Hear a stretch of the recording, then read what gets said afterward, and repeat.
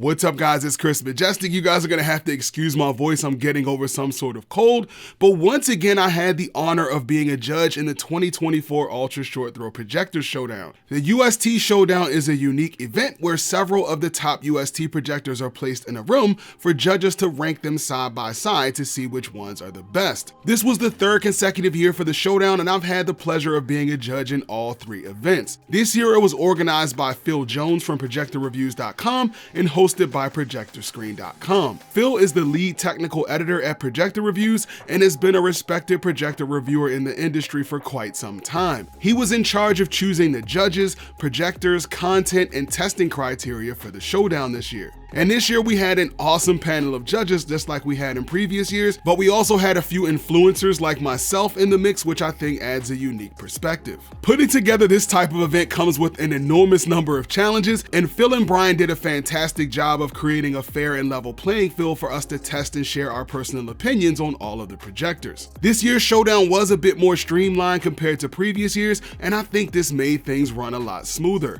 There were 8 projectors being evaluated, and all the projectors were installed in an identical setup using 100-inch SpectraVantage ambient light projecting screens with a lamp placed behind each screen to create an even amount of ambient light. And instead of having someone professionally calibrate each of the projectors, they invited all of the projector manufacturers to come out and choose what they believe to be the best overall settings for the various test scenarios. The projectors we tested included the Hisense PX3 Pro, the Hisense PL2, the Formovie Cinema Edge, the Formovie Theater Premium, the Epson LS800, Nexigo Aurora Pro, Xgimi Aura 2, and the Samsung Premier 9. We tested the projectors with both SDR and HDR content and scored them on a scale from 1 to 10 using several videos, test patterns, and movie scenes. And there were several scoring categories which included things like color accuracy, contrast, black level, sharpness, motion, and brightness, and we also tested for visual artifacts like rainbow effect and laser speckle. Alright, so what were the results?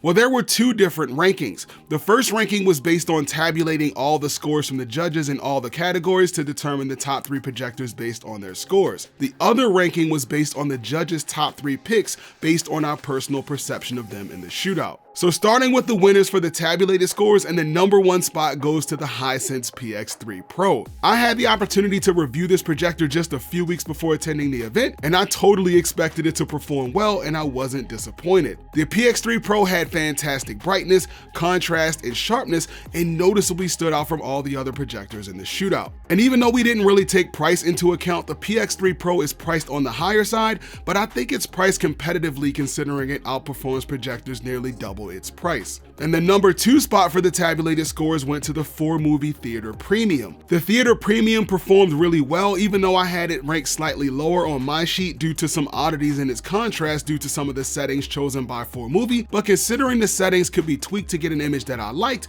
I tried not to hold this against it. The Formovie Theater Premium was a noticeable upgrade over the older Formovie Theater model and was significantly sharper with better brightness and shadow detail. It wasn't quite as bright as some of the other projectors, but it still performed well in a darkroom environment. And the number 3 spot for tabulated scores went to the Hisense PL2. Now I have to say that this one probably surprised me the most. Not only did it produce an amazing image for a single laser projector, but I actually had it ranked right beneath the PX3 Pro according to my score sheet. Mix that with the fact that it was one of the least expensive projectors in the room, and I think it's easily the best bang for your buck. I'm usually not a fan of single laser projectors, but Hisense knocked it out of the park with this one. The only place that it seemed to fall short to the PX3 Pro was in black levels, shadow detail, and the PX3 Pro had a slight edge in color accuracy. But if you're looking to save $1,000, it's hard not to recommend the PL2. Alright, so moving on to the judges' personal picks, and this is where they had all of the judges write down their top 3 favorite projectors, and then we tally up all the votes to come up with the winners. And the number 1 spot for this category still goes to the Hisense PX3 Pro.